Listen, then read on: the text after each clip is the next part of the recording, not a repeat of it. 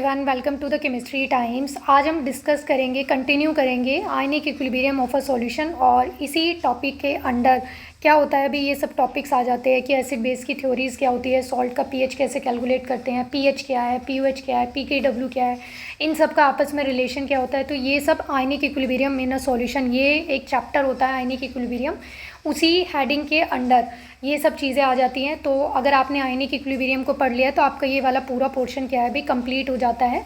और इसमें जो थोड़ा सा बेसिक आपको करना था क्लास 10 से, वो सब क्या है, एसिड बेस सॉल्ट्स क्या होते हैं, इनका नेचर क्या है, ठीक है, इनके सोर्सेज क्या होते हैं और इनका जो एक्शन होता है इंडिकेटर्स पे, जैसे आप लिटमस इंडिकेटर यूज़ करते हो, नेचुरल इंडिकेटर भी होते हैं, सिंथेटिक इंडिकेटर भी होते हैं, तो उन पे इनका एक्शन क्या होता है, ये सब आपका ईजिली क्लास 10 से कवर हो जाएगा।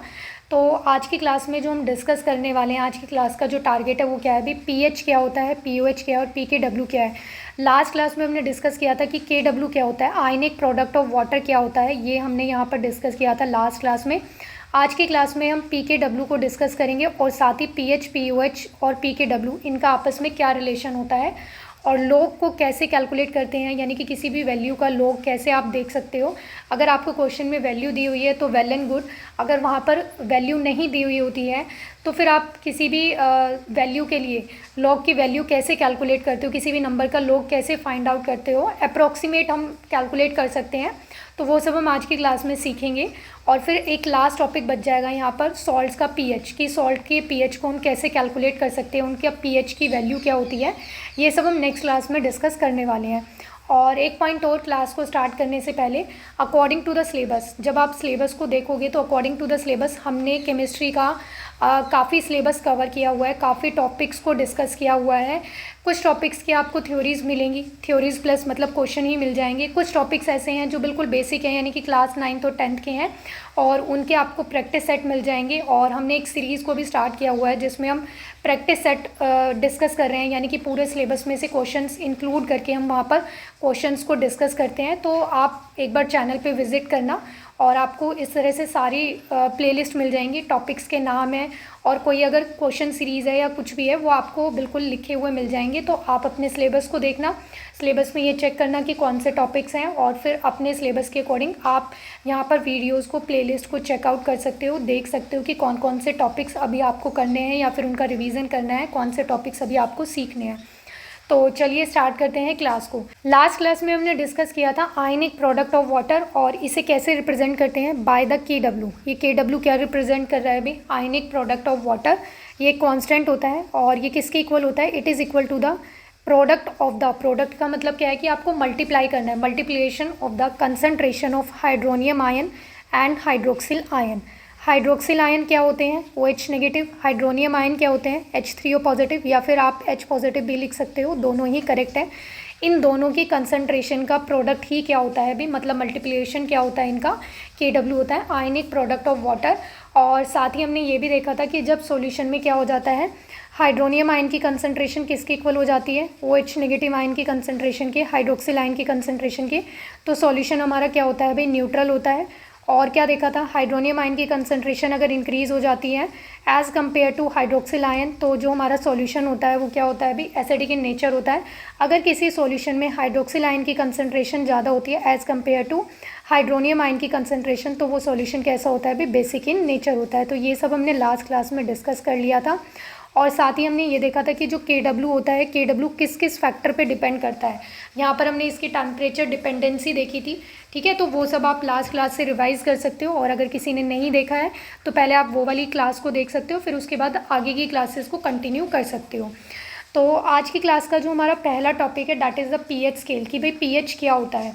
तो देखो पीएच स्केल ये सब आपने सुना ही होगा बहुत बार, ठीक है। अगर किसी को डिटेल में पीएच नहीं पता कि क्या होता है तो ये बहुत ही कॉमन टर्म है, आपने सुना ही होगा और क्लास 10th में भी हम पढ़ते हैं। पीएच स्केल की जो रेंज होती है वो क्या होती है, 1 to 14 0 to 14 होती है। क्या होती है, 0 to 14, और 7 पे क्या होता है, ये न्यूट्रल होता है। 7 पे क्या होता है, न्यूट्रल होता है।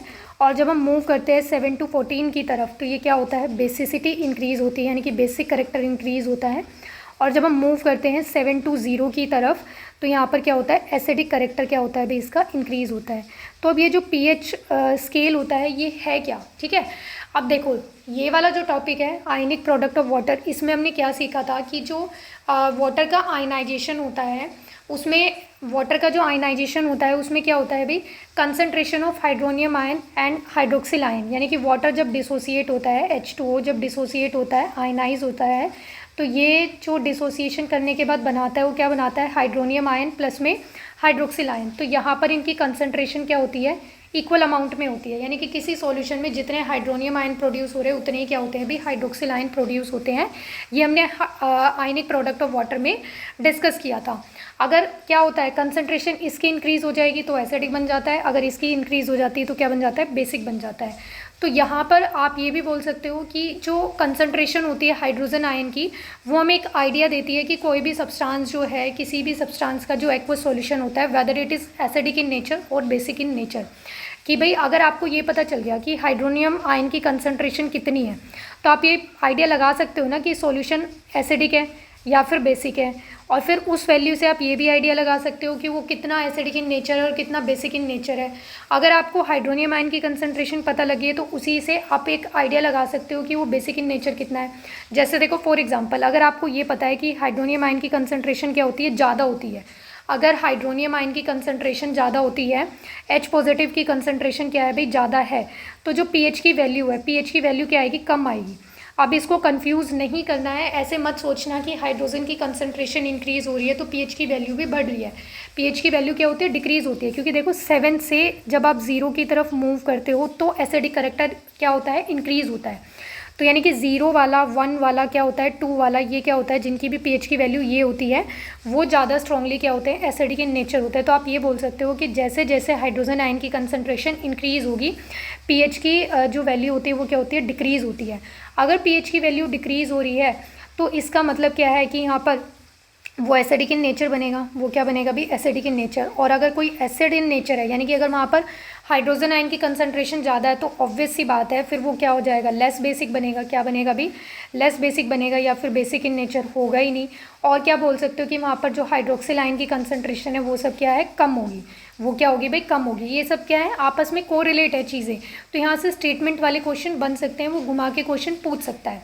तो देखो हम अच्छे से एक बार डिस्कस करते हैं कि pH क्या होता है। तो pH को आप कैसे डिफाइन करते हो, pH को हम डिफाइन करते हैं, it is the negative logarithm of, pH को हम कैसे डिफाइन करते हैं अभी, pH को हम डिफाइन कर सकते हैं, it is the negative logarithm of, कैसे लिखते हैं अभी, negative logarithm of hydrogen ion की कंसंट्रेशन। ठीक है, ये क्या होता है, आपके पास pH का फॉर्मूला होता है, और यहाँ पर आप इसे ऐसे भी लिख सकते हो, लॉग ऑफ, ये क्या बन जाएगा यहाँ पर, H पॉजिटिव की कंसंट्रेशन, और ये जो पावर है मतलब माइनस है, ये माइनस क्या है, ऊपर चला जाएगा, मतलब इस तरह से पीछे चला जाता है। अभी एक्सप्लेन करती हूँ कैसे हुआ है।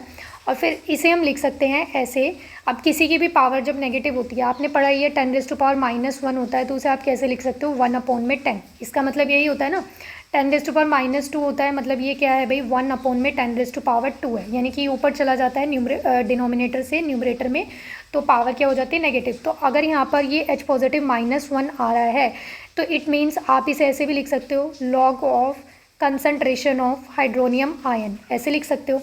तो यहाँ से देखो pH और इसमें क्या रिलेशन आया है, देखो ये क्या है, इन्वर्स है, ये क्या है, pH क्या है भाई, इन्वर्स प्रपोर्शन है किसके, हाइड्रोजन आयन की कंसंट्रेशन के।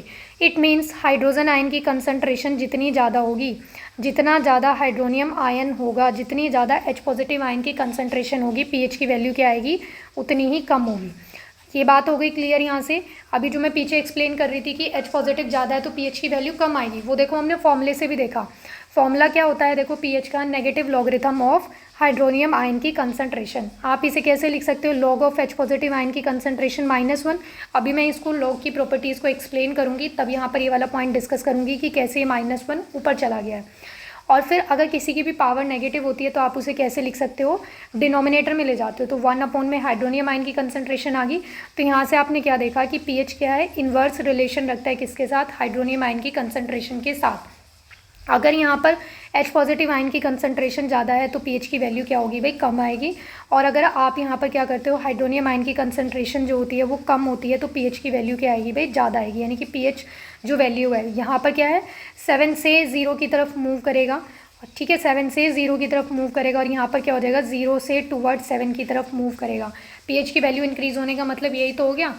और यहाँ पर आप ये भी बोल सकते हो कि जो पीएच की वैल्यू है अगर वो इनवर्स रिलेशन रखती है किसके साथ, हाइड्रोनियम आयन की कंसंट्रेशन के साथ, तो वो डायरेक्ट रिलेशन रखेगी किसके साथ, हाइड्रोक्सिल आयन की कंसंट्रेशन के साथ। आप ऐसा भी तो बोल सकते हो क्योंकि जितने H पॉजिटिव किसके लिए रिस्पॉन्सिबल है, एसिडिक इन नेचर के लिए, और हाइड्रोक्सिल आयन किसके लिए रिस्पॉन्सिबल है भाई, बेसिक इन नेचर के लिए। तो अगर एसिडिक नेचर कम आ रहा है तो इसका मतलब क्या है, बेसिक वहाँ पर क्या होगा, बेसिसिटी ज़्यादा होगी। यानी कि अगर वो कम एसिडिक है तो बेसिक वो नेचर में क्या होगा, ज़्यादा होगा। तो जहाँ पर पीएच की वैल्यू क्या हो रही है भाई, डिक्रीज़ हो रही है, तो वो एसिड है, मतलब कि वहाँ पर बेसिक करेक्टर क्या होगा भाई, कम होगा। बेसिक करेक्टर क्या होगा, कम होगा, या फिर ना ही होगा, मतलब ना के बराबर होगा। और अगर कहीं पे H पॉजिटिव आयन की कंसंट्रेशन कम है, मतलब पीएच की वैल्यू ज़्यादा है, तो वहाँ पर थोड़ा क्या होगा, वो बेसिक इन नेचर भी हो सकता है। तो ये तो बात हो गई यहाँ पर कि ये रिलेशन क्या होता है। यहाँ से देखो एक क्वेश्चन ये बन सकता है, जब आप PYQ क्वेश्चंस को एनालाइज करोगे तो वहाँ पर देखना एक फैक्ट बेस्ड क्वेश्चन पूछे गए हैं इस तरह से कि ये वाली टर्म को किसने एक्सप्लेन किया, ऐसे क्वेश्चन आपको देखने को मिलेंगे। तो यहाँ पर जो ये पीएच है, ये जो पीएच के बारे में बताया था, ठीक है, ये किसने एक्सप्लेन किया था, मतलब पीएच स्केल को किसने इंट्रोड्यूस किया था भाई, ये नेगेटिव लॉगरिथम वाला कॉन्सेप्ट किसने एक्सप्लेन किया था, सोरेनसन ने। किसने एक्सप्लेन किया था, सोरेनसन ने। तो यहाँ पर ये वाला पॉइंट आपको याद रखना है क्योंकि फैक्ट बेस्ड क्वेश्चन में पूछे जा सकते हैं कि पीएच स्केल को किसने इंट्रोड्यूस किया था। ये जो हम पढ़ते हैं नेगेटिव लॉगरिथम होता है, किसने किया था अभी, सोरेनसन ने किया था। सॉरी भाई, यहाँ पर एन आएगा, यहाँ पर क्या है, ये एन आएगा ई के बाद, तो यहाँ पर ये क्या बनेगा, सोरेनसन, इस तरह से। अब हम पहले यहाँ पर एक बार लॉग को सीखते हैं कि लॉग क्या होता है और उसके जो रूल्स होते हैं वो कैसे न्यूमेरिकल्स में यूज़ हो सकते हैं। देखो सबसे पहले आपको क्या ध्यान रखना है, जो लॉग की वैल्यूज़ होती हैं कुछ, वो आपको डायरेक्ट याद रखनी है और उसके कुछ रूल्स हैं। तो देखो लॉग वन की वैल्यू क्या होती है, ज़ीरो होती है, ठीक है। लॉग वन की वैल्यू क्या होती है भाई, ज़ीरो होती है। लॉग टू की वैल्यू क्या होती है भाई, लॉग टू की वैल्यू होती है 0.3। ये आपको कुछ वैल्यूज़ याद रखनी है जिससे आपका जो आंसर है वो अप्रोक्सीमेशन में आ जाएगा और आपके क्वेश्चन हो जाएंगे इजीली। लॉग थ्री की वैल्यू जो होती है that is 0.47 and log four की जो वैल्यू होती है वो क्या होती है भाई, लॉग फोर की वैल्यू होती है 0.60, कितनी होती है 0.60। और लॉग फाइव की जो वैल्यू होती है डैट इज़ 0.69, या फिर आप इसको अप्रोक्सीमेशन में 0.7 भी लिख सकते हो क्योंकि 69 हो गया ना, ठीक है, तो राउंड ऑफ करके 0.7 भी चल जाएगा। एंड लॉग जो 5 होता है, लॉग फाइव तो हो गया है। लॉग 6 की जो वैल्यू होती है डैट इज़, लॉग 6 की वैल्यू कितनी आएगी भाई, 0.77, कितनी आएगी 0.77। लॉग 7 की वैल्यू होती है वो क्या होती है भाई, लॉग 7 की वैल्यू होती है 0.84। लॉग 8 की आपको वैल्यू क्या होती है भाई, याद रखनी है 0.90, कितनी होती है भाई 0.90। एंड लॉग 9 होता है, लॉग 9 की वैल्यू होती है 0.95। एंड लॉग 10 होता है 1, लॉग 10 क्या होता है 1। तो ये जब आप कुछ वैल्यूज़ को याद रख लोगे ना तो आपके क्वेश्चन आराम से हो जाएंगे, इजीली आप अप्रोक्सीमेशन में आंसर को कैलकुलेट कर सकते हो। अगर आपको क्वेश्चन में डायरेक्ट लॉग की वैल्यू गिवन है कि ये आपका आंसर आया एंड दिस वैल्यू मतलब इक्वल्स टू दिस, यानी कि log of this is equal to this, इस तरह से अगर आपको दिया हुआ है तो वेल एंड गुड, फिर तो आपका क्वेश्चन ईजिली हो ही जाएगा। अब हम यहाँ पर लॉग के कुछ रूल्स देखने वाले हैं, बेसिक से रूल है और इनको आपको ध्यान रखना है और आराम से क्वेश्चन आपके बन जाएंगे यहाँ से। तो देखो लॉग ऑफ क्या होता है भाई, लॉग ऑफ x की पावर n, इस तरह से अगर आपको कुछ दिया हुआ है, यानी कि लॉग में कोई वैल्यू दी हुई है और उसका क्या है पावर आपको दिया हुआ है, तो क्या करना है आपको, कुछ नहीं करना, ये जो पावर है ये आगे ले आनी है। ये पावर क्या है भाई, यहाँ पर आगे आ जाएगी, ये क्या हो जाएगा n log ऑफ x, ये क्या हो जाएगा n log ऑफ x। तो जैसे अभी पीछे हमने देखा था, क्या बताया था मैंने आपको, minus log of H positive ion की कंसंट्रेशन थी। तो यहाँ पर आप ये मान सकते हो इसको कि यहाँ पर क्या है -1 मल्टीप्लाई हो रहा है, -1 मल्टीप्लाई हो रहा है किससे, log of H positive ion की कंसंट्रेशन, ऐसा आप कंसीडर कर सकते हो क्योंकि माइनस लिखा है तो -1 कंसीडर कर सकते हैं।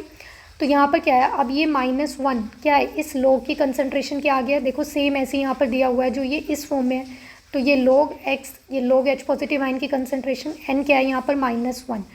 तो यहाँ पर क्या है, देखो इसको आप ऐसे लिखना चाहो तो क्या लिख सकते हो, लॉग ऑफ x की पावर n, यानी कि ये पावर मतलब ये जो n है ये आगे से कहाँ चला गया, पावर में चला गया।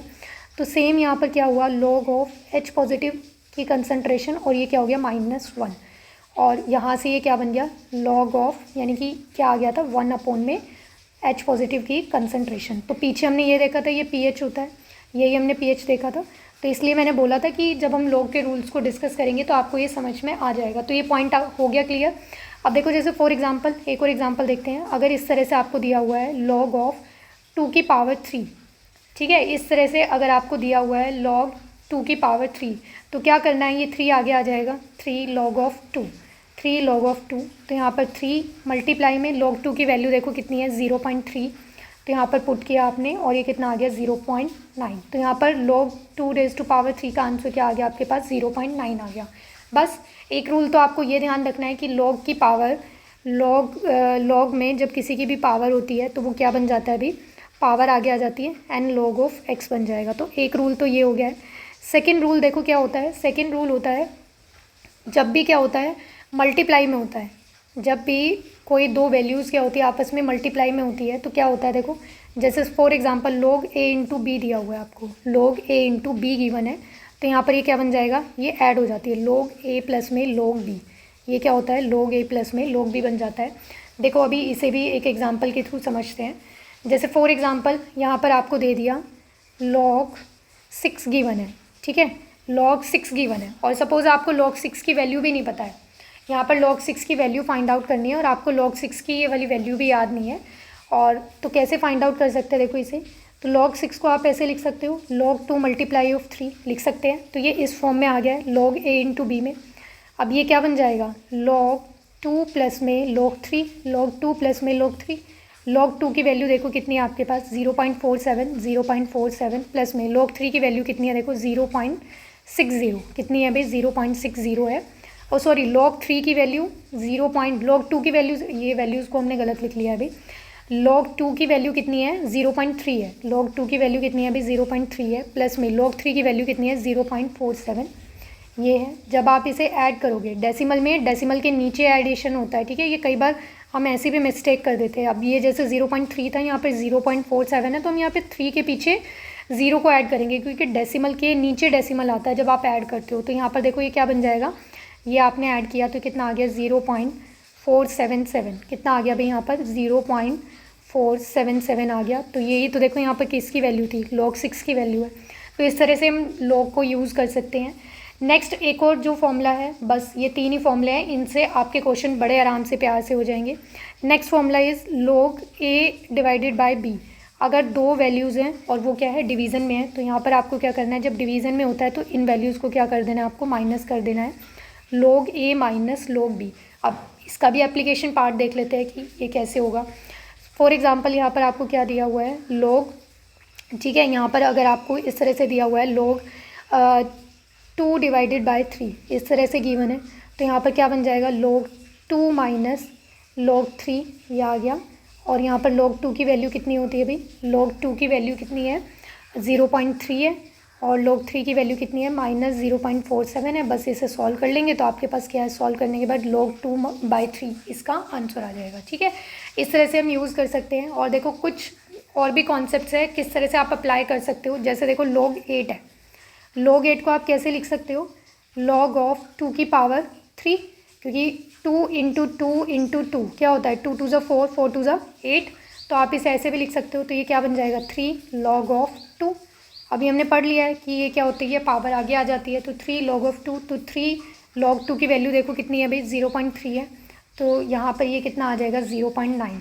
तो अब देखो log 8 की वैल्यू कितनी है 0.90, 0.9 ही है, ठीक है। इसी तरह से आप log 9 के लिए कर सकते हो। तो log 9 क्या बन जाएगा, देखो log 9 क्या होगा 3 का स्क्वायर, ये क्या बनेगा 3 का स्क्वायर, तो यहाँ पर क्या आ जाएगा भाई, ये 2 पावर आगे आ जाएगी 2 ऑफ log 3, तो 2 इंटू में log 3 क्या होता है, देखो 0.47 क्या है 0.47 मल्टीप्लाई करो क्या हो जाएगा 2 7 ज़ा 14 एंड 2 4 ज़ा 8 एंड 1 कैरी होगी, तो क्या आ जाएगा 0.94। तो 0.94 देखो अप्रोक्सीमेशन में क्या है 0.95 के ही इक्वल है, और कहीं पे भी log 10 आता है डायरेक्ट तो वो क्या होता है 1 के इक्वल होता है। तो बस आपको क्वेश्चन करने के लिए ये फंडा याद रखना है, इतना सा ध्यान रखना है, आपके क्वेश्चन बड़े आराम से प्यार से हो जाएंगे, ठीक है। टीजीटी में कोई बहुत ज़्यादा वैसे क्वेश्चन नहीं आएंगे यहाँ पर, ठीक है, तो ये आपके आराम से क्वेश्चन यहाँ से बन जाएंगे। अब देखो एक दो क्वेश्चन देखते हैं। अब ये तो आपको पता ही है कि पीएच की वैल्यू अगर लेस देन क्या होती है, पीएच की वैल्यू क्या बनती है भाई लेस देन 7 बनती है, तो वो एसिडिक इन नेचर होता है, और क्योंकि यहाँ पर H पॉजिटिव आयन की कंसनट्रेशन क्या होगी ज़्यादा होगी, pH की वैल्यू अगर ग्रेटर देन 7 आती है तो वो बेसिक होता है, क्योंकि यहाँ पर क्या होता है H पॉजिटिव आयन की जो कंसनट्रेशन होती है वो क्या होती है भाई, कम होती है। और pH की वैल्यू अगर 7 होती है तो सॉल्यूशन हमारा कैसा होता है भाई, न्यूट्रल होता है। तो it is all about the pH scale. अब यहाँ से देखो एक चीज़ और हम सीखते हैं, क्वेश्चन हम लास्ट में डिस्कस करेंगे एक साथ ही। जब आप सारे कॉन्सेप्ट्स को सीख लोगे कि pH क्या है, pOH क्या है, pKw क्या होता है। जैसे देखो हमने pH स्केल को डिस्कस किया है, कि pH क्या होता है, minus log of H positive ion की कंसनट्रेशन होती है। सेम ऐसी आप इसे pOH भी तो कोरिलेट कर सकते हो। सेम ऐसे देखो आप pOH के लिए भी कोरिलेट कर सकते हो। ये क्या बन जाएगा, minus log of OH negative ion की कंसनट्रेशन। भाई OH जो स्केल है वो किसके लिए होगा, हाइड्रोक्सिल आयन की कंसनट्रेशन के लिए ना। किसके लिए होगा भाई, हाइड्रोक्सिल आयन की कंसनट्रेशन के लिए होगा। ये मैं इसे यहाँ लिखती हूँ, तो ये बन जाएगा minus log of hydroxyl ion की कंसनट्रेशन। ये pOH के लिए हो गया। तो pH ये होता है, pOH ये होता है। जैसे pH होता है वैसे ही pOH हो जाएगा। तो यहाँ पर ये चीज़ आ गई। अब देखो Kw आपने पढ़ा कि जो Kw होता है दैट इज़ हाइड्रोनियम आयन की concentration and product of the hydroxyl ion की कंसनट्रेशन, इन दोनों का प्रोडक्ट होता है Kw। अब हमें क्या करना है, यहाँ पर लॉग ले लेना है, नेगेटिव लॉगरिथम लेना है ऑन बोथ साइड। हम क्या करेंगे, Kw का जो फॉर्मूला होता है, Kw का जो रिलेशन होता है हाइड्रोनियम आयन और हाइड्रोक्सिल आयन की कंसनट्रेशन के साथ, इस वाले रिलेशन में हम नेगेटिव लॉगरिथम को कंसीडर करेंगे, मल्टीप्लाई कर देंगे ऑन बोथ साइड्स, लेफ्ट में भी और राइट में भी। तो जब आप यहाँ पर मल्टीप्लाई करोगे माइनस लॉग से नेगेटिव लॉगरिथम से, तो यहाँ पर ये बन जाएगा negative logarithm of Kw is equal to में यहाँ पर क्या आ जाएगा, minus log of H3O positive and यहाँ पर आ जाएगा हाइड्रोक्सिल आयन की कंसनट्रेशन। ठीक है, ये क्लियर होगा यहाँ तक, बहुत अच्छे से आ गया होगा समझ में। नेक्स्ट देखो अब यहाँ पर क्या हो रहा है, देखो जब आपने क्या किया, यहाँ पर negative logarithm of hydronium ion की कंसनट्रेशन लिया तो वो क्या बन रहा है, pH। क्या हो रहा है भाई, pH बन रहा है। जब आप negative logarithm of hydroxyl ion concentration ले रहे हो तो वो क्या बन रहा है, pOH बन रहा है। तो सेम ऐसे ही अगर आप नेगेटिव लॉगरिथम किसका लेते हो भी, नेगेटिव लॉगरिथम किसका कंसीडर करते हो, Kw का, तो वो क्या बन जाएगा, pKw। क्या बन जाएगा भी, pKw। तो यहाँ पर आप लिख सकते हो कि ये क्या है भी, pKw है। क्या है भी, ये pKw है। अब देखो यहाँ पर ये जो नेगेटिव साइन है इसको हम मल्टीप्लाई ही करते हैं दोनों के साथ ही। अब देखो ये मल्टीप्लाई में है, तो मल्टीप्लाई में क्या होता है, मल्टीप्लाई वाला फॉर्मूला अभी हमने देखा था, क्या होता है, log a इंटू बी होता है। तो ये प्लस में चले जाते हैं, log a प्लस में log b, इस तरह से बन जाता है। तो यहाँ पर ये दोनों टर्म्स क्या है, मल्टीप्लाई में, तो ये क्या बन जाएगा, नेगेटिव लॉगरिथम ऑफ यहाँ पर H3O पॉजिटिव। अब वैसे तो यहाँ पर क्या होना चाहिए था, प्लस साइन आना चाहिए था, बट बाहर क्या है, माइनस का साइन है। और आपने पढ़ा ही है कि जब इस तरह से माइनस होता है तो वो प्लस को भी क्या करता है, माइनस ही बना देता है। तो यहाँ पर क्या हो जाएगा, ये minus log of OH negative ion की कंसनट्रेशन। आप चलो इसे ऐसे भी लिख सकते हो कि ये प्लस है और यहाँ पर ये माइनस इसका है, ये फॉर्मूले वाला। ठीक है, ये पूरा इस तरह से है। तो यहाँ पर क्या है, ये वाली जो वैल्यू है ये इस तरह से ओपन होगी, ये इस तरह से ही तो ओपन होगी भाई। यहाँ पर log a पॉजिटिव प्लस में log b बन जाएगा। तो यहाँ पर इस तरह से आपने ओपन कर दिया। अब ये जो नेगेटिव साइन है ये दोनों के साथ मल्टीप्लाई में जाएगा, तो यहाँ पर ये बन जाएगा minus log of H3O positive की कंसनट्रेशन प्लस, और यहाँ पर क्या है, minus log of OH negative ion की कंसनट्रेशन। ठीक है, ये यहाँ पर इस तरह से बन जाएगा। आगे बात समझ में। अब मैंने क्या किया है, यहाँ पर इस वाले स्टेप में जो ये नेगेटिव साइन है, नेगेटिव साइन को दोनों टर्म के साथ अलग अलग लिख दिया है। और ये बीच में तो प्लस का साइन है ही, इसको मैंने चेंज नहीं किया है। उसे क्यों नहीं चेंज किया, देखो आपको समझाने के लिए, क्योंकि negative logarithm of H positive ion की कंसनट्रेशन क्या होता है, pH। किसके इक्वल होता है, pH के। तो यहाँ पर क्या आ जाएगा, इसके प्लेस पे pH आ जाएगा, प्लस यहाँ पर negative logarithm of OH negative ion की कंसनट्रेशन किसके इक्वल होती है, pOH के। तो यहाँ पर आ गया pOH। और ये हमने देख ही लिया है नेगेटिव लॉगरिथम ऑफ Kw, ये किसके इक्वल बनेगा, pKw के। तो यहाँ से pKw, pH और pOH के बीच क्या रिलेशन होता है, ये होता है। तो दूसरा फॉर्मूला आपको ये याद रखना है कि pKw इज इक्वल टू में होता है pH प्लस में pOH। ये छोटे छोटे फॉर्मूले हैं। pH इज इक्वल टू में negative logarithm of hydronium ion की concentration, pOH is equal to में negative logarithm of hydroxyl ion की कंसनट्रेशन। और सेम ऐसे ही यहाँ पर ये Kw के लिए याद रखना है, तो ये तीनों फॉर्मूले आपको याद रखने हैं। KW क्या होता है ये याद रखना है, ठीक है। तो ये फॉर्मूले सारे मैंने यहाँ पर एक हाईलाइट करके लिख दिए हैं। तो ये सारे फॉर्मूले को आपको नोट डाउन करने हैं और इनको याद रखना है, क्योंकि क्वेश्चंस जो होंगे वो इन्हीं की हेल्प से सॉल्व होने वाले हैं। यहाँ पर देखो आप PKW की वैल्यू फाइंड आउट कर सकते हो with the help of KW। Last class में देखो हमने पढ़ा था कि एट नॉर्मल टेम्परेचर जो क्या होता है भाई, क्या कंसीडर करते हैं 25 डिग्री सेल्सियस और वी कैन से 298 कैल्विन, यानी कि कैल्विन में 298 होता है और डिग्री सेल्सियस में 25 डिग्री सेल्सियस होता है। जो हाइड्रोनियम आयन की कंसनट्रेशन होती है वो किसकी इक्वल होती है, हाइड्रोक्सिल आयन की कंसनट्रेशन की इक्वल होती है। और एट दिस टेम्परेचर हमने एक्सपेरिमेंटली ऑब्जर्व किया था कि जो हाइड्रोनियम आयन की कंसनट्रेशन आती है वो कितनी आती है, 1 × में 10⁻⁻7 होती है। तो with the help of this value आपने क्या किया था, KW की वैल्यू को फाइंड आउट किया था। तो KW की वैल्यू देखो क्या आती है, KW की वैल्यू क्या आएगी, जो हाइड्रोनियम आयन की कंसनट्रेशन है, यहाँ पर KW क्या होता है, इन दोनों का प्रोडक्ट होता है, हाइड्रोनियम और हाइड्रोक्सिल आयन की कंसनट्रेशन का। तो जो वैल्यू इसकी है वही वैल्यू क्या है, सेम इसकी है। तो यहाँ पर पुट कर दो 1 × में 10⁻⁻7 मल्टीप्लाई में 1 × में 10⁻⁻7। बेस सेम होता है तो पावर क्या होती है, ऐड हो जाती है। तो यहाँ पर क्या आ गया 10⁻14। तो KW की वैल्यू आपके पास क्या आ गई, 10⁻14 आ गई। अब आपको क्या करना है, इस PKW की वैल्यू को पता करने के लिए यहाँ पर इस वाले रिलेशन में पुट कर दो, यहाँ पर इस वाले रिलेशन में क्या कर दो, पुट कर दो KW की वैल्यू को। तो ये क्या हो जाएगा, माइनस लॉग ऑफ KW की वैल्यू क्या है 10⁻14। तो यहाँ पर आपने इसको पुट कर दिया। तो अब क्या होता है, लॉग को कैसे सॉल्व करते हैं, अगर कोई भी पावर में होता है लॉग में तो पावर क्या होती है, आगे आ जाती है। तो यहाँ पर पावर में क्या है, -14, तो ये -14 आगे आएगा और एक नेगेटिव साइन ऑलरेडी है। तो नेगेटिव नेगेटिव क्या बन जाएगा, पॉजिटिव। तो यहाँ पर क्या हो जाएगा, ये +14 बन जाएगा log 10। और log 10 की वैल्यू अभी हमने देखा क्या होती है 1। तो 14 × 1 = में क्या आ गया 14। तो यहाँ पर PKW की वैल्यू कितनी आ गई है भाई, आपके पास 14 आ गई है। तो यहाँ पर आप पुट कर सकते हो, ये एट 25 डिग्री सेल्सियस और 298 केल्विन टेम्परेचर पे बात हो रही है। तो यहाँ पर क्या है, ये इसके प्लेस पे आप पुट कर दोगे तो 14 = में क्या आ गया, PH प्लस में POH। तो ये एक रिलेशन आ गया है। अगर आपको pH की वैल्यू पता है या फिर pOH की वैल्यू पता है तो 14 में से क्या कर सकते हो, दूसरे की वैल्यू को माइनस कर सकते हो। अभी आपको ये फॉर्मूला समझ में आ गया होगा, क्योंकि हमने ये प्रैक्टिस सेट में न्यूमेरिकल्स में डिस्कस किया था, इसका क्वेश्चन डिस्कस किया था। तो अभी आपको ये क्लियर हो गया होगा कि कहाँ से ये फॉर्मूला आता है, कैसे डिराइव होता है। यहाँ पर इसकी वैल्यू 14 कैसे आती है, और यहाँ पर एक्चुअली में जो 14 होता है वो किसकी वैल्यू होती है, PKW की होती है, ठीक है। अब यहाँ पर हम ये जो pH स्केल है इसके रिलेटेड हम वैल्यूज़ को डिस्कस करते हैं। जैसे फॉर एग्जांपल आपके पास 0 से 2 तक pH की वैल्यू होती है, तो उसे आप क्या कंसीडर करते हो, that is a strong acid. क्या कंसीडर करते हो, स्ट्रॉन्ग एसिड। और यहीं पे 2 से 4 तक होती है अगर वैल्यू pH की, तो डैट इज़ मॉडरेट एसिड। ये क्या होता है, मॉडरेट एसिड होता है, यानी कि ना स्ट्रॉन्ग होता है ना ही वीक होता है। और 4 से अगर 7 तक वैल्यू होती है तो उसे हम कंसीडर करते हैं कि वो क्या होता है, वीक एसिड होता है। सेम ऐसे ही 7 पे आपको पता ही है वो न्यूट्रल हो जाता है। 7 पे क्या होता है, न्यूट्रल होता है। अगर हम 7 to 10 तक की बात करते हैं तो उसे आप कंसीडर कर सकते हो कि वो वीक बेस है।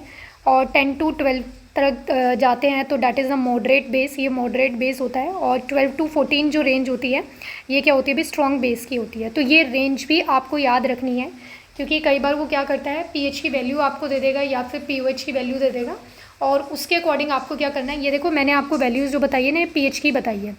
जैसे pH स्केल है ऐसे pOH स्केल भी हो सकता है, बट हम यहाँ पर ये किसकी वैल्यूज़ के अकॉर्डिंग देख रहे हैं, pH स्केल के अकॉर्डिंग देख रहे हैं। देखो कुछ सब्सटेंसेस है जिनके लिए आपको डायरेक्ट वैल्यूज़ का थोड़ा सा एक रफली आइडिया होना चाहिए, क्योंकि यहाँ से डायरेक्ट क्वेश्चन बन सकते हैं कि कुछ सब्सटेंसेस के नाम लिखे हैं, और मोस्टली चांसेस है कि इन्हीं सब्सटेंसेस में से आपको मिल जाएगा अगर यहाँ से ऐसे कुछ क्वेश्चन आता है अरेंज करने का। बट वहाँ पर pH की वैल्यू आपको नहीं दी हो, ठीक है, नहीं दी हो तो उसके केस में pH की वैल्यू का एक थोड़ा सा रफली आइडिया होना चाहिए, ताकि आप उनको अरेंज कर सको इंक्रीजिंग या डिक्रीजिंग ऑर्डर में। तो जैसे for example 1 molar NaOH solution, 1 molar NaOH solution, तो इसके लिए जो pH की वैल्यू होती है दैट इज़ 14। फिर 0.1 मोलर NaOH यही है, बट अब यहाँ पर क्या है, 0.1 मोलर NaOH है, यहाँ पर 1 मोलर था, यहाँ पर 0.1 मोलर है, तो यहाँ पर इसकी वैल्यू होती है 13। फिर इसी तरह से 1 मोलर अमोनिया, अब यहाँ पर आपको हाउस होल्ड अमोनिया भी लिखा हुआ मिल सकता है, दैट इज़ 11.6, इसके लिए जो pH की वैल्यू होती है। लाइम वाटर, तो जो लाइम वाटर होता है इसके लिए जो pH की वैल्यू होती है, सॉरी भाई इसे ऐसे ही लिखेंगे, लाइम वाटर जो होता है इसकी वैल्यू क्या होती है 10.5 होती है। Milk of magnesia, milk of magnesia, milk of magnesia क्या होता है अभी, दैट इज़ मैग्नीशियम हाइड्रोक्साइड। क्या होता है मिल्क ऑफ मैग्नीशिया, MgOH का ट्वाइस, यहाँ पर मैग्नीशिया मैंने कंप्लीट नहीं लिखा, इसके लिए वैल्यू 10 होती है। एग वाइट, एग वाइट का क्वेश्चन आया हुआ था, एग वाइट वहाँ पर दिया हुआ था, तो एग वाइट और जो सी वाटर होता है इसके लिए जो pH की वैल्यू होती है दैट इज़ 7.8, ये साइन नहीं है नेगेटिव, कभी इसे समझ लो, ठीक है। ब्लड जो होता है ये भी था शायद वहाँ पर सब्सटेंसेस में, ब्लड की जो वैल्यू होती है दैट इज़ 7.3 टू 7.5। स्लाइवा का जो pH होता है ये होता है 6.5 से 7.5 की रेंज होती है इसकी। यूरिन जो होता है, यूरिन की जो pH की वैल्यू होती है वो क्या होता है भाई 5.5 से 7.5 होती है। मिल्क जो होता है, मिल्क के लिए जो pH की वैल्यू होती है दैट इज़ 6.8। और क्या हो सकते हैं देखो, और कौन कौन से सब्सटेंसेस हो सकते हैं जिनके लिए pH की वैल्यू याद रखनी है आपको, ये सब इंपॉर्टेंट ही है, यहाँ से देखो पूछ सकता है, इसलिए मैं आपको यहाँ पर ये लिखवा रही हूँ। बियर क्या होता है 4 से 5 तक की रेंज होती है इसकी, 4.0 से 5.0। ब्लैक कॉफ़ी भी हो सकता है, ब्लैक कॉफ़ी के लिए जो pH की वैल्यू होती है दैट इज़ 5। टोमेटो जूस के लिए जो pH की वैल्यू होती है वो होती है भाई 4 से लेके 4.4 तक रेंज हो सकती है। सॉफ्ट ड्रिंक्स जो होती हैं, सॉफ्ट ड्रिंक्स इसके लिए जो pH की वैल्यू होती है वहाँ पर क्या होता है अभी 3 वैल्यू हो सकती है इसकी, 3 के आसपास। और क्या एग्जांपल हो सकता है, विनेगर क्या होता है अभी, इसमें कौन सा एसिड प्रेजेंट होता है, एसिटिक एसिड, इसके लिए जो pH की रेंज होती है that is 2.4 to 3.4। Lemon juice भी क्या होता है भाई एसिडिक इन नेचर होता है, और इसके लिए जो pH की वैल्यू की रेंज है दैट इज़ 2.2 से 2.4 तक होती है। गैस्ट्रिक जूस ये हम बायो में पढ़ते हैं, आपको पता होगा। तो गैस्ट्रिक जूस जो होता है इसकी जो वैल्यू होती है दैट इज़ स्टमक में होता है ये, तो यहाँ पर 1 से लेके 1.0 यानी कि 1 से 3 तक हो सकती हैं।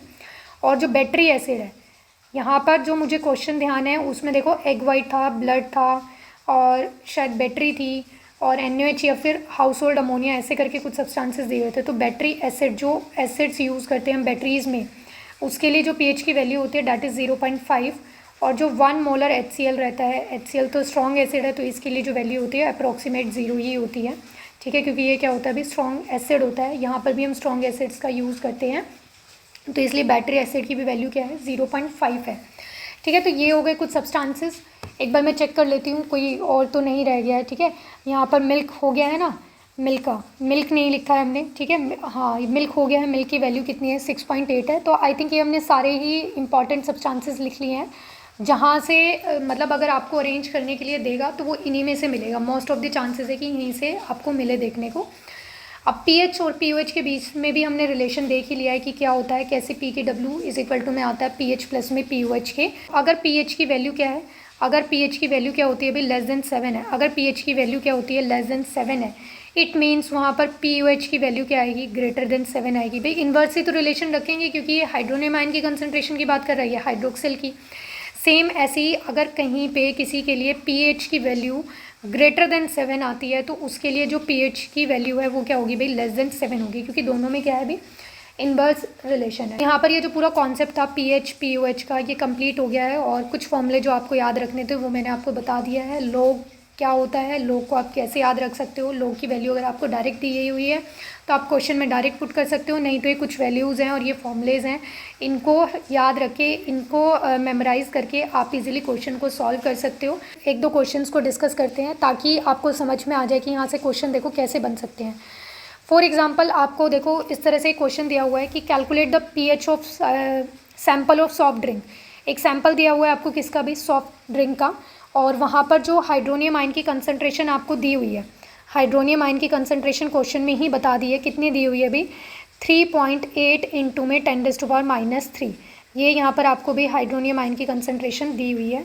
ये यहाँ पर ऊपर ना पेन चलता ही नहीं है, तो यहाँ पर जो हाइड्रोनियम आयन की कंसनट्रेशन दी हुई है देखो क्या दी हुई है अभी, इट इज़ गिवन 3.8 इंटू 10⁻⁻3, ये यहाँ पर आपको दी हुई है। अब क्या फाइंड आउट करना है, यहाँ पर pH फाइंड आउट करना है, तो कैसे हम यहाँ पर लॉग का फॉर्मूला यूज़ करेंगे। देखो pH किसके इक्वल होता है, negative logarithm of hydronium ion की कंसनट्रेशन। अब ये तो आपको क्वेश्चन में डायरेक्ट दी हुई है तो यहाँ पर पुट कर दो negative logarithm of H3O positive की वैल्यू कितनी दी हुई है, देखो 3.8 इंटू में 10⁻³ ये आपको दी हुई है। अब यहाँ पर क्या है, ये मल्टीप्लाई में है। जब भी मल्टीप्लाई में होता है तो आप उसे कैसे सॉल्व करते हो भी, कैसे सॉल्व करते हो, प्लस का साइन लगाकर। तो यहाँ पर क्या हो जाएगा, negative logarithm of log A plus log B, log A into B करते हो, लॉग ए इंटू बी होता है तो उसे कैसे सॉल्व करते हैं भी, कैसे ओपन करते हैं, लॉग ए प्लस में लॉग बी। तो यहाँ पर इसी को अप्लाई करना है, तो log 3.8 प्लस क्या आ जाएगा, log ऑफ 10⁻³ अब ये भी हमने पढ़ा है, जब भी क्या होता है log x की पावर n ऐसे होता है तो उसे हम कैसे सॉल्व कर सकते हैं, n log x। तो यहाँ पर इसी को अप्लाई कर दो, तो log 3.8 इसे तो अभी मैं ऐसे ही लिख देती हूँ, या फिर वैल्यू भी पुट कर सकते थे। और यहाँ पर क्या है, देखो -3, अब माइनस की पावर है तो ये माइनस में ही आगे आएगी, तो -3 आगे आ जाएगा, तो -3 आगे आएगा तो प्लस माइनस क्या हो जाएगा, माइनस ही हो जाएगा। तो मैं यहाँ पर डायरेक्ट माइनस लिख देती हूँ, -3 log ऑफ 10, यहाँ पर ये हो गया। अब देखो log 3 की जो वैल्यू होती है, log 3 की जो वैल्यू है वो कितनी थी भाई, log 3 की वैल्यू हमने कितनी देखी थी, 0.47, और यहाँ पर आपको क्या दिया हुआ है 3.8, मतलब कि log 3 की वैल्यू इतनी है तो log 3.8 की वैल्यू इस वाली वैल्यू से तो बड़ी होगी। और log 4 की वैल्यू कितनी है, log 4 की वैल्यू हमने क्या देखी थी भाई, कितनी होती है 0.60। इसका मतलब जो वैल्यू आएगी log 3.8 की वो इस वैल्यू से तो बड़ी होगी, बट 0.60 से क्या होगी, छोटी होगी, इससे क्या होगी, छोटी होगी। अब 4 अब क्या है, 4 की ही क्या है, ये बिल्कुल क्लोज है, किसके क्लोज है, देखो ज़्यादा क्लोज ये 3 के नहीं है, ये 3.8 में जब आप 0.2 ऐड कर दोगे तो ये 4 बन जाएगा ना, तो ज़्यादा क्लोज किसके, ये 4 के है। इट मीन्स जो 3.8 की वैल्यू होगी वो इसी के आसपास होगी, इसी के क्या होगी भाई, आसपास होगी, यानी कि इस 0.60 के ज़्यादा क्लोज होगी। तो आप अप्रोक्सीमेशन में क्या कर सकते हो, यहाँ पर इसकी वैल्यू को अज्यूम कर सकते हो, कंसीडर कर सकते हो। तो मैंने मान लो सपोज़ यहाँ पर इसकी वैल्यू को कंसीडर कर दिया, 60 है ना, मान लो मैंने यहाँ पर इसकी वैल्यू को कंसीडर कर दिया कि कितनी आ जाएगी भाई, 0.57 आ जाएगी, ऐसा मैंने अज्यूम कर लिया। कितनी आ गई भाई, 0.57 आ गई। तो यहाँ पर -3 log 10 की वैल्यू कितनी होती है, 1, तो यहाँ पर 1 पुट कर दिया आपने, तो क्या आ गया, आप देखो माइनस का ये साइन क्या था, बाहर था, ये माइनस का साइन क्या है भाई, देखो फॉर्मूले वाला है, ये बाहर था, तो जब ये ब्रैकेट के अंदर जाएगा तो इनके साइन क्या चेंज हो जाएंगे। तो ये जो 3 है, 3 × 1 करोगे तो क्या आ जाएगा 3, और ये प्लस का बन जाएगा, और ये प्लस की वैल्यू थी तो ये माइनस की बन जाएगी। तो जब आप माइनस कर दोगे 3 में से 0.57 को, तो ये आपके पास कुछ 2.4 समथिंग कुछ आएगा, 3 या फिर 2.42, इसे आप देख लेना। तो ये अप्रोक्सीमेटली क्या आ गया भाई आपके पास, इस तरह से आपको देखो वहाँ पर आंसर मिल जाएंगे, अप्रोक्सीमेशन में आंसर मिल जाएंगे, ठीक है। तो ये इस तरह से मैंने आपको बोला था कि जो log की वैल्यूज़ है वो आपको क्या है, हेल्प करेंगे क्वेश्चन को सॉल्व करने में। नेक्स्ट क्वेश्चन देखते हैं, देखो और कैसे क्वेश्चन बन सकते हैं यहाँ से। KW की वैल्यू आपको दी हुई है, कोई किसी टेम्परेचर पे, एट पर्टिकुलर टेम्परेचर KW की वैल्यू है 9.5 इंटू कितनी दी हुई है भाई KW की value, KW is given at certain temperature, at particular temperature 9.55 into 10⁻14 ये दी हुई है। और यहाँ पर क्या करना है आपको, pH की वैल्यू फाइंड आउट करनी है। क्या करना है अभी, pH की वैल्यू फाइंड आउट करनी है। तो देखो हमने पढ़ा ही है कि जो वाटर के लिए कैलकुलेट करना है, जो pH की वैल्यू है किसके लिए कैलकुलेट करनी है, वाटर की कैलकुलेट करनी है एट सेम टेम्परेचर, जिस टेम्परेचर पे KW है उसी टेम्परेचर पे। तो हमने पढ़ा ये KW जो पढ़ा था कि जो वाटर होता है वो आयनाइज होता है, तो वहाँ पर जो हाइड्रोनियम आयन की कंसनट्रेशन होती है किसकी इक्वल होती है, हाइड्रोक्सिल आयन की कंसनट्रेशन की इक्वल होती है। और जो KW होता है वो क्या होता है अभी, हाइड्रोनियम आयन की कंसनट्रेशन एंड हाइड्रोक्सिल आयन की कंसनट्रेशन, इन दोनों का क्या होता है, प्रोडक्ट होता है। और ये क्वेश्चन में आपको कितना दिया हुआ है, देखो 9.55 इंटू 10⁻14 ये आपको क्वेश्चन में दिया हुआ है। तो यहाँ पर देखो आगे कैसे सॉल्व कर सकते हैं। यहाँ पर अब यहाँ पर इसके केस पे यहाँ पर क्या कर सकते हो, इसमें हाइड्रोनियम आयन या फिर हाइड्रोक्सिल आयन। अब हाइड्रोक्सिल आयन को मैं क्या लिख सकती हूँ यहाँ पर, क्योंकि pH फाइंड आउट करना है ना, तो यहाँ पर मैं क्या कर सकती हूँ, इसको हाइड्रोनियम आयन ही पुट कर सकती हूँ, क्योंकि दोनों क्या होते हैं, इक्वल होते हैं एट पर्टिकुलर टेम्परेचर। तो यहाँ पर ये क्या है, ये इस तरह से इसके प्लेस पे भी हमने ये लिख दिया। ये हमने थ्योरी में भी डिस्कस किया था कॉन्सेप्ट को जब हम पढ़ रहे थे। तो ये आ गया 9.5 इंटू 10⁻14। इसका क्या हो जाएगा, अब यहाँ पर स्क्वायर हो जाएगा, तो ये क्या बन गया, H3O पॉजिटिव का स्क्वायर बन गया। और यहाँ पर क्या है 9.55 इंटू 10⁻14। अब क्या होगा, देखो यहाँ पर ये स्क्वायर है, तो स्क्वायर को मुझे किसकी वैल्यू चाहिए, सिर्फ हमें किसकी वैल्यू चाहिए, H3O पॉजिटिव की, स्क्वायर की वैल्यू थोड़ी ना चाहिए। तो इसको कैसे हम हटा सकते हैं, कैसे कैंसिल कर सकते हैं, by taking the under root. यहाँ पर क्या है, दोनों साइड हम अंडर रूट लेंगे। अगर दोनों साइड अंडर रूट लेंगे तो इस साइड वाला तो कैंसिल हो जाएगा, इस साइड वाला तो क्या है by taking the under root, यहाँ पर इस साइड वाला तो ये कैंसिल हो जाएगा, क्या बचेगा H3O पॉजिटिव आयन की कंसनट्रेशन किसके इक्वल आ जाएगी, देखो यहाँ पर 9.55 है। अब देखो 9 का जो अंडर रूट होता है वो किसके इक्वल होता है 3 के। अब यहाँ पर 55 है, मतलब कुछ अप्रोक्सीमेशन में आएगा, तो यहाँ पर ये इस तरह से कंसीडर कर लो 3.1 मान लो या कुछ भी इस तरह से, ठीक है। जो इसकी वैल्यू आ जाएगी वो कितनी आ जाएगी भाई, क्योंकि अप्रोक्सीमेशन में है ना 9.55 और 9 का मुझे पता है 3 होता है, तो ऐसे अप्रोक्सीमेट कंसीडर कर लो, ऐसा कंसीडर कर लेते हैं। चलो 3.1 आ गया है, तो 3.1 इंटू में यहाँ पर क्या है, अब ये 10⁻14 है। अब इसका जब आप क्या करोगे अंडर रूट करोगे, अंडर रूट का मतलब क्या होता है इस पूरे की पावर 1/2, भाई इस अंडर रूट का मतलब क्या होता है उसकी पावर 1/2 ना। तो यहाँ पर जब आपने इसका 1/2 किया तो 10⁻14, और इस तरह से जब ये ब्रैकेट में पावर होती है तो यहाँ पर ये क्या होता है इस तरह से मल्टीप्लिकेशन होता है पावर का, तो ये कितना आ जाएगा -7। इसके लिए आपको ये थोड़ा सा बेसिक्स पता होना चाहिए मैथ्स का। तो यहाँ पर क्या आ जाएगा 10⁻7 जब ये अंडर रूट से बाहर आएगा। तो हाइड्रोनियम आयन की कंसनट्रेशन क्या आ गई है ये। अब आपके पास हाइड्रोनियम आयन की कंसनट्रेशन आ गई है तो आप पीएच का फॉर्मूला अप्लाई कर दो। पीएच क्या होता है negative logarithm of hydronium ion की कंसनट्रेशन। हाइड्रोनियम आयन की कंसनट्रेशन अभी हमने फाइंड आउट की है, कितनी आई है 3.1 इंटू में 10⁻⁻7। तो यहाँ पर क्या है मल्टीप्लाई हो रहा है, अब ये सॉरी भाई यहाँ पर लॉग लिखना था, मल्टीप्लाई हो रहा है। तो मल्टीप्लाई में क्या होता है log a प्लस में log b बनता है, तो यहाँ पर क्या बन जाएगा log 3.1 प्लस में log 10⁻⁻7 ये बन जाएगा। माइनस ये माइनस तो फॉर्मूले वाला है, ये नेगेटिव साइन किसका है फॉर्मूले वाला है। तो नेगेटिव log 3.1, log 3 की वैल्यू कितनी होती है भाई 0.47 होती है। log 3 की वैल्यू कितनी होती है 0.47 होती है। यहाँ पर क्या है log 3.1 है, यहाँ पर क्या है अभी log 3.1 है, तो इसकी 47 होती है। तो इसको सपोज़ मैं थोड़ा सा ही बढ़ा देती हूँ, कितना 3.1 है ना 3 से ज़्यादा, तो सपोज़ मैंने यहाँ पर कंसीडर कर लिया कि log 3.1 की वैल्यू कितनी आएगी 0.49 आएगी। अब क्या होगा ये माइनस पावर जो है आगे आ जाएगी, क्योंकि जब log में पावर होती है तो वो क्या होती है आगे आ जाती है। तो ये माइनस का साइन आगे आएगा, तो ये प्लस माइनस क्या हो जाएगा माइनस, तो ये माइनस का क्या बन गया 7 log 10। log 10 की वैल्यू क्या होती है भाई 1, ये नेगेटिव साइन तो ये फॉर्मूले वाला है, तो यहाँ पर ये बन जाएगा 0.49 माइनस का log 10 की वैल्यू 1 होती है, तो 1 को 7 से मल्टीप्लाई करोगे 7 ही आएगा। अब ये नेगेटिव साइन जब अंदर जाएगा तो ये तो प्लस का बन जाएगा, ये नेगेटिव बन जाएगा, तो 7 - 0.49, 7 - 0.49। तो यहाँ पर जब आप ये माइनस करोगे तो ये कितना आ जाएगा, देखो आपके पास 7 माइनस जब आप 0.49 करोगे तो 7 से तो कुछ ना कुछ छोटी ही वैल्यू आएगी। 7 में से जब आप 0.49 को माइनस करोगे तो 10 में से 9 गया कितना 1, यहाँ पर क्या आ जाएगा भाई 9 में से ये आ जाएगी 6.51, कितनी आ गई भाई 6.51 आ गई। तो ये क्या आ गया आपके पास आंसर आ गया। तो इस तरह से अगर आपके पास KW होती है, यहाँ से सेम ऐसी आप अगर POH निकालना होता तो सेम यही चीज़ अप्लाई करते, सेम यही अप्लाई करते, बट वहाँ पर क्या करते इसके प्लेस पे क्या करते हाइड्रोक्सिल आयन की कंसनट्रेशन को रखते और उसकी वैल्यू आती उसको यहाँ पर POH वाले फॉर्मूले में पुट करते।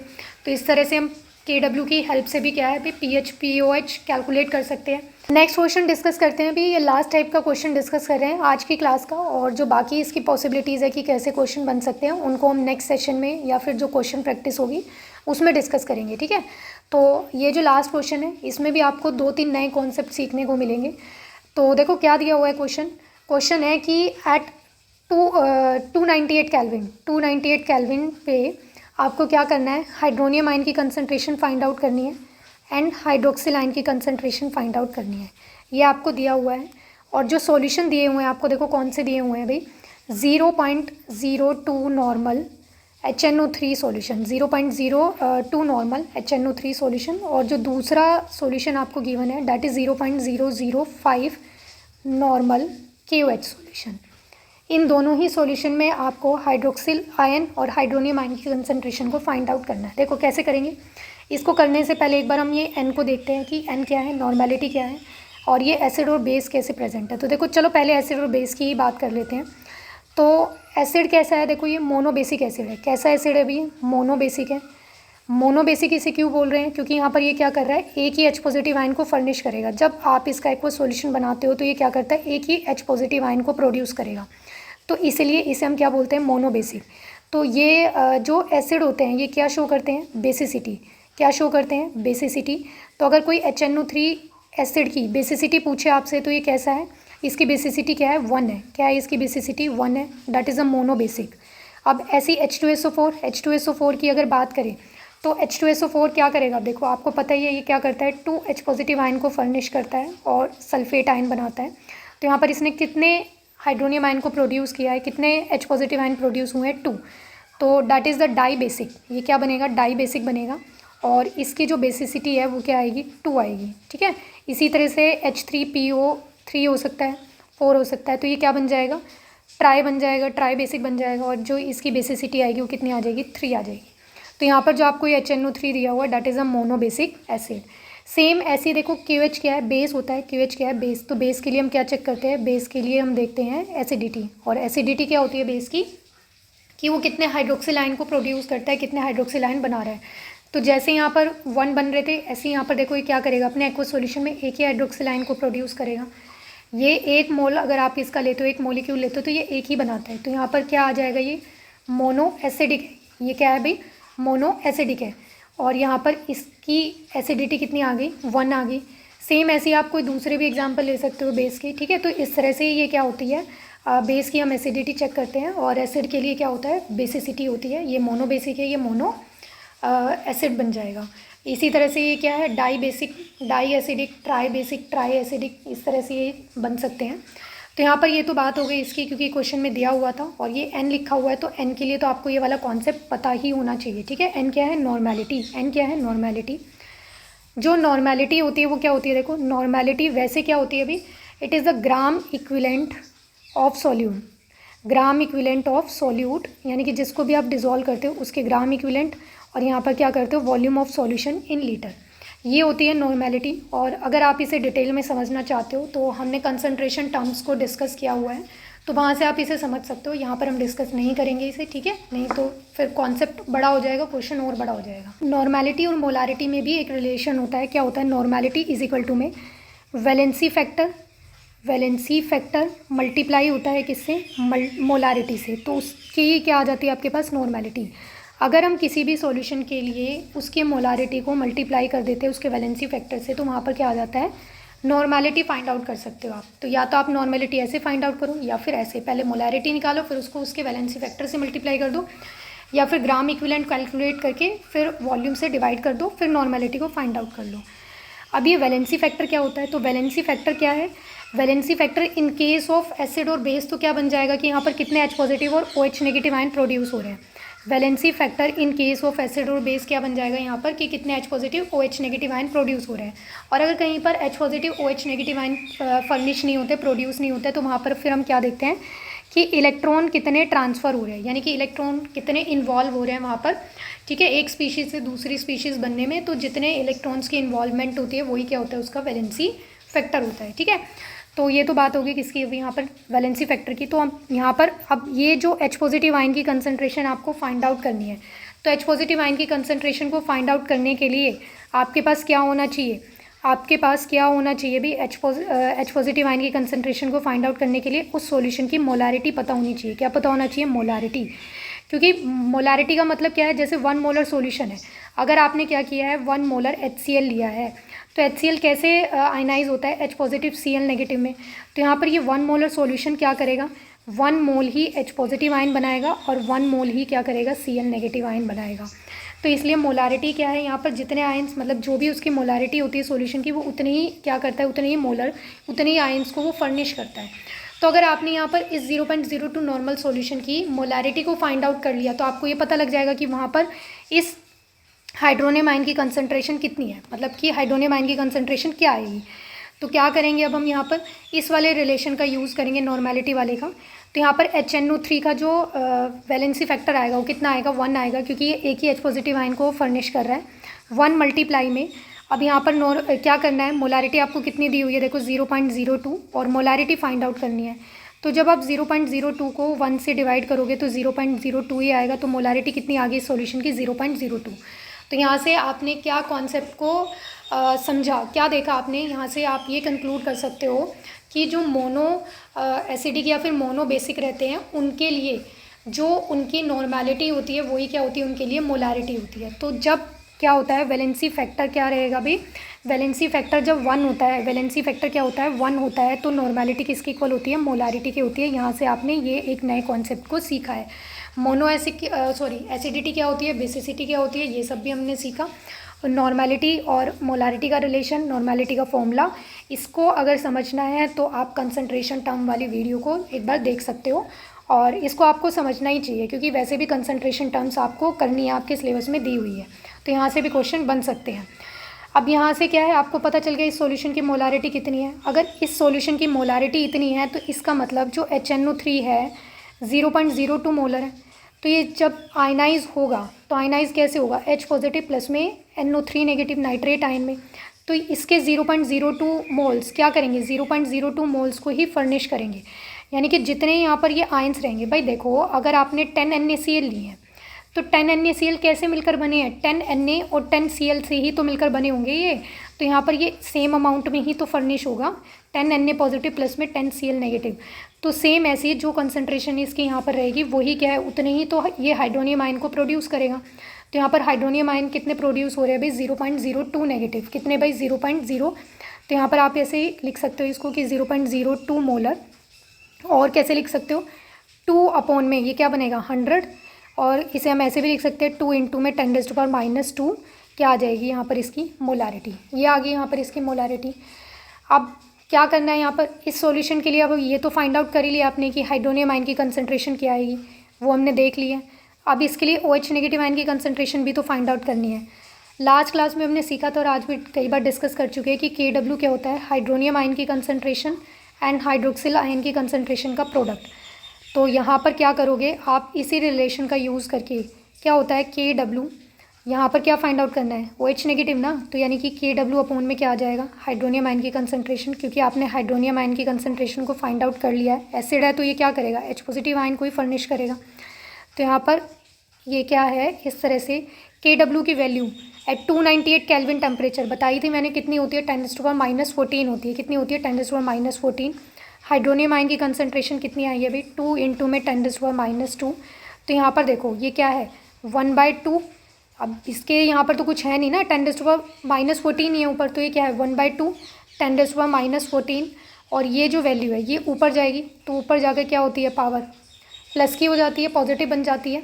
तो यहाँ पर ये क्या बन जाएगा, देखो 1/2 कितना आ जाएगा 0.5 आ जाएगा, और प्लस माइनस यहाँ पर क्या है बेस सेम है, बेस सेम होते तो पावर क्या होती है ऐड होती है। तो यहाँ पर कितना आ जाएगा भाई 10⁻⁻12 आ जाएगा। और अगर आप इसे लिखना चाहो तो ऐसे भी लिख सकते हो, ये तो डिपेंड करता है ऑप्शन में आपको कैसे आंसर दिया हुआ है। तो ये 5 इंटू 10⁻⁻13 भी बन जाएगा, ठीक है। तो यहाँ पर OH नेगेटिव आयन की कंसंट्रेशन क्या आ गई है, ये आ गई है। अब यहाँ से इसी क्वेश्चन में अगर देखो वो आपसे pH पूछ ले, POH पूछ ले, तो वो भी आप कैलकुलेट कर सकते हो। pH पूछ लेगा तो आपको क्या करना है, यहाँ पर ये हाइड्रोनियम आयन की कंसंट्रेशन है, pH अगर पूछता है तो आपको क्या करना होता है, negative logarithm of hydronium ion की कंसंट्रेशन कितनी आई है 2 इंटू में 10⁻⁻2। तो यहाँ पर पुट कर दिया, तो आप इसे सॉल्व कर लेना, आपके पास pH की वैल्यू आ जाएगी। सेम ऐसी अगर POH की वैल्यू फाइंड आउट करनी है तो आप कौन से रिलेशन में पुट कर दोगे, माइनस नेगेटिव लॉगरिथम ऑफ क्या करेंगे, किसका लेते हैं हाइड्रोक्सिल आयन की कंसंट्रेशन, ये रहा, यहाँ पर कर दो। या फिर इस तरह से pH निकाल लिया, POH अगर आपको निकालना हो तो देखो pH प्लस में POH की वैल्यू क्या होती है 14 होती है। तो अगर आपने pH फाइंड आउट कर लिया है तो pH को आप इस वाले रिलेशन से भी फाइंड आउट कर सकते हो। तो देखो आपको कॉन्सेप्ट पता होने चाहिए, और ये ध्यान रखना चाहिए कि कौन से कॉन्सेप्ट से आपका आंसर यानी कि निकालने का जो मेथड है वो ईजी पड़ेगा और जल्दी निकल जाएगा, क्योंकि टाइम का भी तो ध्यान रखना है ना आपको कि इजीली वो क्या हो सके, जल्दी हो सके। तो ये सब हमने देखा कि एक ही क्वेश्चन से देखो कितने टाइप के क्वेश्चन बन सकते हैं। ये जितने भी हमने फॉर्मूले डिराइव किए हैं, जितने भी कॉन्सेप्ट्स को हमने समझा है, सारे टाइप्स के क्वेश्चन यहाँ पर हमने देख लिए हैं। अब इसका सेकंड पार्ट और देखते हैं और फिर क्लास को एंड करते हैं। तो देखो सेकंड पार्ट में आपको क्या दिया हुआ है 0.005 नॉर्मल। तो ये मैंने अभी आपको बताया कि जो नॉर्मेलिटी होती है इन केस ऑफ जो वैलेंसी फैक्टर क्या होता है 1 होता है, तो जो नॉर्मेलिटी है वही क्या होती है उस सॉल्यूशन की मोलारिटी होती है। तो यहाँ पर भी जो OH नेगेटिव आयन है इसके लिए जो N फैक्टर की वैल्यू आएगी यानी कि वैलेंसी फैक्टर बनेगा वो क्या बनेगा 1 ही बनेगा। क्या बनेगा भाई 1 बनेगा। तो अगर 1 है तो यानी कि जो इसकी नॉर्मेलिटी है वही इसकी मोलारिटी बनेगी। तो कितना मोलर सॉल्यूशन है 0.05 मोलर सॉल्यूशन है। और कैसे लिख सकते हो आप इसे 5 अपॉन में 1000 लिखोगे तो ये बन जाएगा 5 इंटू में 10⁻³ मोलर सॉल्यूशन। ये इतने मोलर सॉल्यूशन बन गया है। अब ये QH है यानी कि बेस है, क्या प्रोड्यूस करेगा, हाइड्रोक्सिल आयन की कंसंट्रेशन क्या प्रोड्यूस करेगा, हाइड्रोक्सिल आयन की कंसंट्रेशन। तो पोटाशियम हाइड्रोक्साइड है, कैसे आयनाइज होगा भी, OH नेगेटिव आयन बनाएगा प्लस में K पॉजिटिव बनाएगा। तो यहाँ पर इसकी कंसंट्रेशन आपको दी हुई है 5 × 10⁻³ मोलर। तो ऑब्वियस सी बात है ये कितने OH नेगेटिव बनाएगा, 5 × 10⁻³ मोलर ही OH नेगेटिव आयन फर्निश करेगा। तो यहाँ से आपने OH नेगेटिव को तो फाइंड आउट कर लिया है, क्वेश्चन में क्या पूछा था, दोनों वैल्यूज़ फाइंड आउट करनी है। तो OH नेगेटिव तो ये आ गए हैं। अब क्या करना है आपको, H3O पॉजिटिव कैलकुलेट करना है। तो H3O पॉजिटिव को हम कैसे कैलकुलेट करते हैं, KW वाले रिलेशन से। तो KW अपॉन में क्या आ जाएगा यहाँ पर, हाइड्रोक्सिल आयन की कंसंट्रेशन। KW की वैल्यू क्या होती है, 10⁻14 अपॉन में यहाँ पर क्या है ये वैल्यू इसकी हाइड्रोक्सिल आयन की, 5 × में 10⁻³ तो वही 1 अपॉन में 5, 10⁻14 इंटू में 10⁻³ तो यहाँ पर 1/5 जब आप करोगे तो कितना आ जाएगा भाई, ये बन जाएगा 0.2। और यहाँ पर बेस ये ऊपर जाएगी पावर तो प्लस की होगी ना, बेस सेम है तो पावर क्या होती है ऐड, तो ये बन जाएगा 10⁻11। और अगर इसे सिंप्लीफाई करना चाहो तो ये क्या बन जाएगा चेंज करके, यानी कि डिपेंड करता है वैसे तो देखो क्वेश्चन में कि आपको क्वेश्चन में क्या दिया हुआ है आंसर, मतलब ऑप्शन क्या दिए हैं उसके अकॉर्डिंग आपको यहाँ पर आंसर चेंज करना है, मॉडिफाई करना है। तो 2 × में 10⁻12 क्या लिख सकते हो, मोलर भी लिख सकते हो कि यहाँ पर क्या बनेंगे, इतने हाइड्रोनियम आयन की कंसंट्रेशन आएगी। सेम ऐसे ही यहाँ पर आप क्या कर सकते हो, pH फाइंड आउट कर सकते हो क्योंकि आपको हाइड्रोनियम आयन पता है, POH फाइंड आउट कर सकते हो क्योंकि आपको हाइड्रोक्सिल आयन की कंसंट्रेशन भी पता है। या फिर अगर आपको हाइड्रोनियम आयन की कंसंट्रेशन पता चल गई है, मतलब सॉरी pH की वैल्यू पता चल गई है, तो आप pH प्लस में POH इज इक्वल टू में 14 होता है, इस वाले रिलेशन से भी फाइंड आउट कर सकते हो। तो इस तरह से हम सारे ही रिलेशंस को यूज़ करके अगर हमें कुछ भी कैलकुलेट करना होता है तो आपस में इस तरह से कोरिलेट करके सारे डाटा को क्या कर सकते हैं अभी कैलकुलेट कर सकते हैं, चेक कर सकते हैं क्या आएगा। ठीक है, तो आई होप आपको आज की क्लास अच्छी लगी हो और ये क्लास काफ़ी बड़ी हो गई है। ठीक है, तो जो इसके और टाइप के क्वेश्चन बन सकते हैं, देखो क्वेश्चन यहाँ से अच्छे अच्छे और भी बन सकते हैं और PYQ क्वेश्चंस भी आए हुए हैं लास्ट उसमें 2021 में तो शायद यहाँ से क्वेश्चन नहीं पूछे हैं, बट 2020 उसमें 2018 में तो यहाँ से क्वेश्चन आए हुए हैं, KW से भी क्वेश्चन पूछे हुए हैं। और नए टाइप के क्वेश्चन देखो कैसे बन सकते हैं, क्योंकि एग्ज़ाम का लेवल आप एक थोड़ा सा हाई मान के चलो, ये मत सोचो कि लास्ट वाला इजी आया था तो इजी ही आएगा। ठीक है, उसको एक लेवल अप ही कंसीडर करके चलो। तो यहाँ से और किस तरह के नए क्वेश्चन बन सकते हैं हम उनको प्रैक्टिस सेशन में ही डिस्कस करेंगे। तो आज की क्लास को यहीं पे एंड करते हैं, और अगर आपको आज की क्लास अच्छी लगी हो तो इसे ज़्यादा से ज़्यादा शेयर करो। और जिन्होंने भी लास्ट क्लास को नहीं देखा है इस टॉपिक से रिलेटेड, इस चैप्टर से रिलेटेड, तो वो लास्ट क्लासेस को भी देख सकते हो और अपने चैप्टर को कवर कर सकते हो। तो मिलते हैं अब नेक्स्ट क्लास में, तब तक पढ़ते रहना, रिवाइज़ करते रहना।